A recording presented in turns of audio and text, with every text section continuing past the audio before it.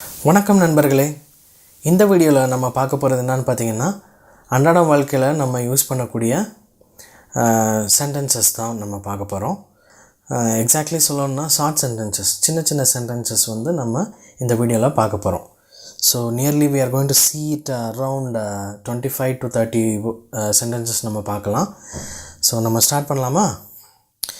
So the first sentence பார்த்தீங்கன்னா, please don't ask me. Please don't ask me. So யாரோ உங்கள்கிட்ட வந்து ஒரு கொஷின் கேட்குறாங்க. அந்த கொஷினுக்கு வந்து உங்களுக்கு பதில் தெரியலை, இல்லை உங்களுக்கு சொல்ல தெரியலை அப்படின்னா நீங்கள் எப்படி சொல்லலான்னா, ப்ளீஸ் டோன்ட் ஆஸ்க் மீ, என்கிட்ட கேட்காதீங்க, தயவு செஞ்சு என்கிட்ட கேட்காதீங்க. ஸோ த நெக்ஸ்ட் சென்டென்ஸ் நான் சொல்கிறேன். I have no idea. I have no idea. எனக்கு ஒன்றுமே தெரியாது, இல்லைனா எனக்கு அதை பற்றின ஐடியா எதுவுமே கிடையாது அப்படின்னு நீங்கள் சொல்லணும்னா, ஐ ஹாவ் நோ ஐடியா அப்படின்னு நீங்கள் சொல்லலாம். ஸோ இப்போ இந்த ரெண்டு சென்டென்சஸையும் நீங்கள் சேர்த்தே கூட யூஸ் பண்ணலாம், சரிங்களா? ப்ளீஸ் டோன்ட் ஆஸ்க் மீ, எனக்கு கேட்காதீங்க.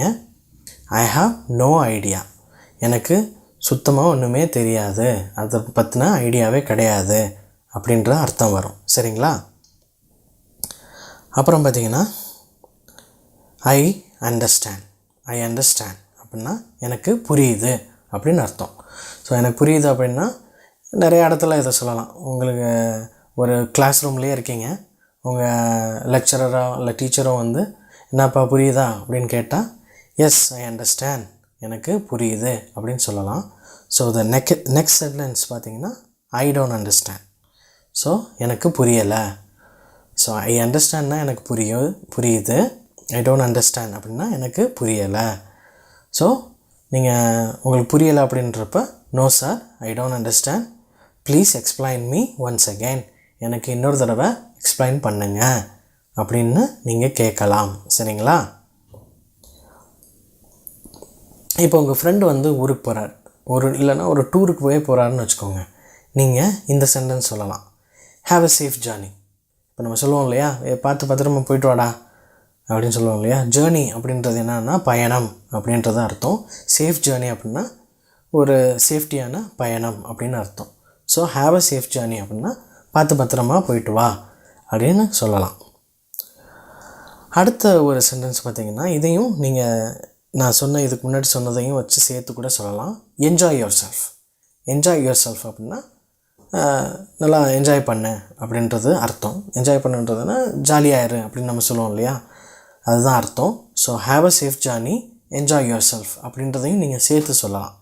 ஸோ பார்த்து பத்திரமா போயிட்டு வா, நல்லா என்ஜாய் பண்ணு அப்படின்னு சொல்கிறதுக்கு have a safe journey, enjoy yourself. Can I help you. So can I help யூன்னா என்ன அர்த்தம்? நான் உங்களுக்கு உதவலாமா அப்படின்றது அர்த்தம், சரிங்களா? இதே சென்டென்ஸ் வந்து நீங்கள் இன்னொரு இடத்துலையும் யூஸ் பண்ணலாம். ஃபார் எக்ஸாம்பிள், நீங்கள் ஒரு இடத்துல ஒர்க் பண்ணுறீங்க, உங்கள் டேபிளில் நீங்கள் ஒர்க் பண்ணிகிட்ருக்கீங்க. யாரோ ஒருத்தர், உங்களுக்கு யாருனே தெரியாத ஒருத்தர் வந்து திடீர்னு உங்கள் டேபிளில் இருக்கிற ஏதோ ஒரு பொருள் எடுக்கிறாருன்னு வச்சுக்கோங்களேன். ஸோ நீங்கள் டக்குன்னு அவர்கிட்ட கேட்குறதுக்கு என்ன இதை நீங்கள் யார் அப்படின்னு கேட்குறதுக்கு பதிலாக கேன் ஐ ஹெல்ப் யூ அப்படின்னு நீங்கள் கேட்கலாம். அப்போ என்ன அர்த்தம் ஆகுன்னா, உங்களுக்கு ஏதாவது வேணுமா அப்படின்ற மாதிரி ஒரு அர்த்தம் வரும். So can I help you அப்படின்னா உங்களுக்கு உதவணுமா அப்படின்றதும் அர்த்தம். ஸோ இந்த இடத்துல வந்து இந்த மாதிரி ஒரு சிச்சுவேஷன்லேயும் நீங்கள் இந்த சென்டென்ஸை யூஸ் பண்ணலாம். ஸோ இப்போ உங்கள்கிட்ட வந்து யாரோ ஒருத்தர் ஹெல்ப் கேட்குறாங்க. So can you please help me அப்படின்றப்போ, உங்களால் முடியாத ஒரு சிச்சுவேஷன் இருக்கிறப்ப நீங்கள் எப்படி சொல்லலாம்னா, sorry I cannot help. So sorry I cannot help, என்னால் உங்களுக்கு உதவ முடியாது, சாரி அப்படின்னு நீங்கள் சொல்லலாம். Not bad. ஸோ இந்த சென்டென்ஸ் பார்த்திங்கன்னா, இது வந்து சென்டென்ஸ் அல்லது வேர்ட் எப்படினாலும் நீங்கள் வச்சுக்கலாம். நாட் பேட் அப்படின்னா என்ன அப்படின்னு பார்த்தீங்கன்னா, பரவாயில்ல. இப்போ ஒரு மூவி பார்த்துட்டு வந்திருக்கீங்க, உங்கள் ஃப்ரெண்டு கேட்குறாங்க, ஹவ் வாஸ் த மூவி அப்படின்னு கேட்குறாருன்னு வச்சுக்கோங்களேன். நாட் பேட், பரவாயில்ல, ஒன் டைம் வாட்சபிள், ஒரு தடவை பார்க்கலாம் அப்படின்னு நீங்கள் பதில் சொல்லலாம். அதே இது பார்த்திங்கன்னா, இன்னொரு சென்டென்ஸ் பார்த்திங்கன்னா, not yet. So not yet அப்படின்னா என்னன்னு பார்த்தீங்கன்னா, இன்னும் இல்லை அப்படின்றது தான் அர்த்தம். இது நீங்கள் எங்கே யூஸ் பண்ணலான்னு பார்த்தீங்கன்னா, இப்போ நீங்கள் சாப்பிட்டீங்களான்னு யாராவது கேட்குறாங்க, உங்கள் ஃப்ரெண்டு கேட்குறாருன்னா, நாட் எட், இன்னும் இல்லை, இல்லை என்னடா இந்த ஃபோன் வந்து வாங்குறேன்னு சொன்னியா, வாங்கிட்டியா? Did you buy the phone அப்படின்னா நோ நாட் yet, இன்னும் வாங்கலை அப்படின்னு நீங்கள் சொல்லலாம். அடுத்த சென்டென்ஸ் பார்த்தீங்கன்னா இஸ் இட் யுவர்ஸ், இது உங்கதா அப்படின்னு நீங்கள் கேட்குறதுக்கு இங்கிலீஷில் இஸ் இட் யுவர்ஸ் அப்படின்னு நீங்கள் கேட்கலாம். அடுத்த சென்டென்ஸ் இல்லது வேர்ட் நீங்கள் எப்படினாலும் வச்சுக்கலாம். இது வந்து அஃப்கோர்ஸ் அப்படின்னா என்ன அர்த்தம்னா நிச்சயமாக. ஸோ உங்கள்கிட்ட யாரோ ஏதோ ஒன்று கேட்குறாங்க, இப்போ இல்லை இந்த for example is it yours அப்படின்னு கேட்கும்போது அஃப்கோர்ஸ் இட்ஸ் ஃபைன், ஆமாம் நிச்சயமாக இது என்னோடது தான் அப்படின்றதுக்கும் நீங்கள் இந்த வேர்டை நீங்கள் யூஸ் பண்ணலாம். ஸோ த நெக்ஸ்ட் சென்டென்ஸ் பார்த்தீங்கன்னா it's up to you. So இப்போ நீங்கள் ஒரு இடத்துல வந்து சாப்பிட போயிருக்கீங்க, உங்கள் ஃப்ரெண்டு கேட்குறாரு என்னடா சிக்கன் பிரியாணியா ஆர் மட்டன் பிரியாணி அப்படின்னா இட்ஸ் அப் டு யூ. நீ தானே பே பண்ண போகிற, நீ தானே பணம் கொடுக்க போகிற, இட்ஸ் அப் டு யூ, நீ எதை வேணாலும் எனக்கு வாங்கி கொடு அப்படின்னு சொல்லலாம். சரிங்களா? அடுத்து பார்த்தீங்கன்னா என்னடா விளாட்றியா அப்படின்னு நம்ம அடிக்கடி சொல்லுவோம் இல்லையா, அதுக்கு ஆர் யூ கிடிங் அப்படின்னு நம்ம இங்கிலீஷில் கேட்கலாம். R you kidding?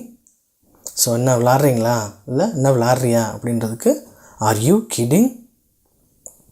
So the next sentence பார்த்தீங்கன்னா it's upside down. So it's upside down அதுக்கு அர்த்தம் என்னென்னு பார்த்தீங்கன்னா இது தலைகீழாக இருக்குது அப்படின்றது தான் அர்த்தம். ஸோ நம்ம ஏதாவது ஒரு இது தலைகீழாக வச்சுருக்காங்க அப்படின்னா இட் இஸ் அப்சைட் டவுன், இது தலைகீழாக இருக்கிறது அப்படின்னு நம்ம சொல்லலாம். சரிங்களா? ஸோ த நெக்ஸ்ட் சென்டென்ஸ் பார்த்தீங்கன்னா turn it on.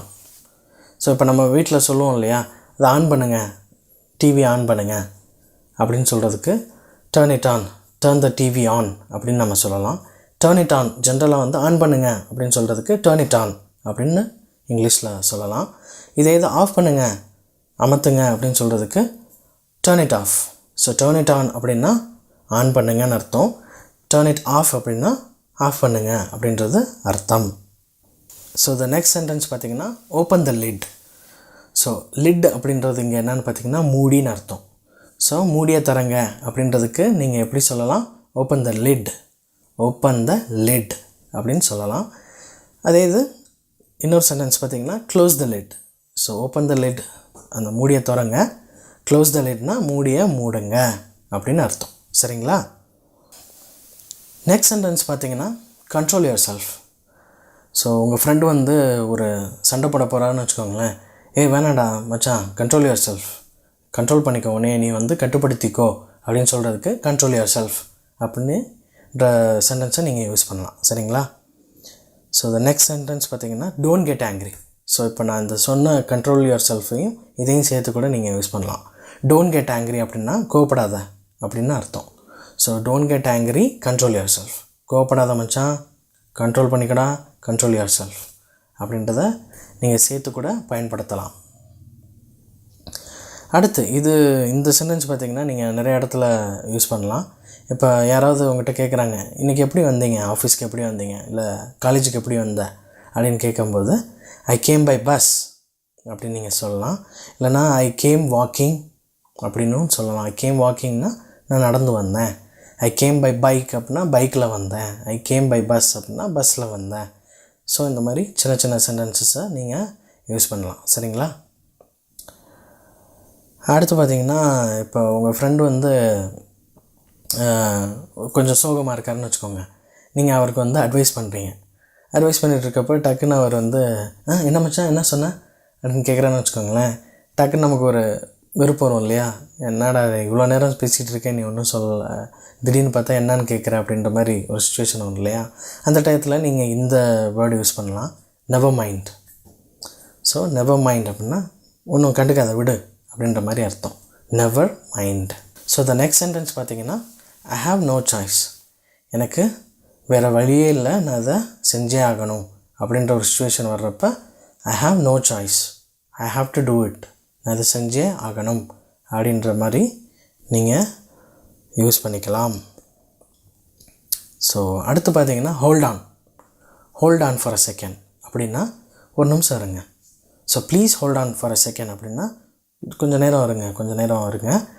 I want to do something, please hold on அப்படின்னா கொஞ்சம் நேரம் இருங்க, நான் ஒரு இதில் பிஸியாக இருக்கேன், I am busy with something, please hold on. So அவ்வளோதாங்க, இந்த வீடியோவில் நம்ம ஓரளவுக்கு கொஞ்சம் யூஸ்ஃபுல்லான சென்டென்சஸ் எல்லாம் பார்த்துருக்கோம்னு நம்ம நம்புகிறேன். ஸோ நெக்ஸ்ட் வீடியோவில் இன்னும் கொஞ்சம் டெய்லி நம்ம அன்றாட வாழ்க்கையில் யூஸ் பண்ணக்கூடிய சின்ன சின்ன சென்டென்சஸை நான் ப்ரிப்பேர் பண்ணி நெக்ஸ்ட் வீடியோவில் நான் பேசுகிறேன். ஸோ தேங்க்ஸ் ஃபார் வாட்சிங். Will meet again.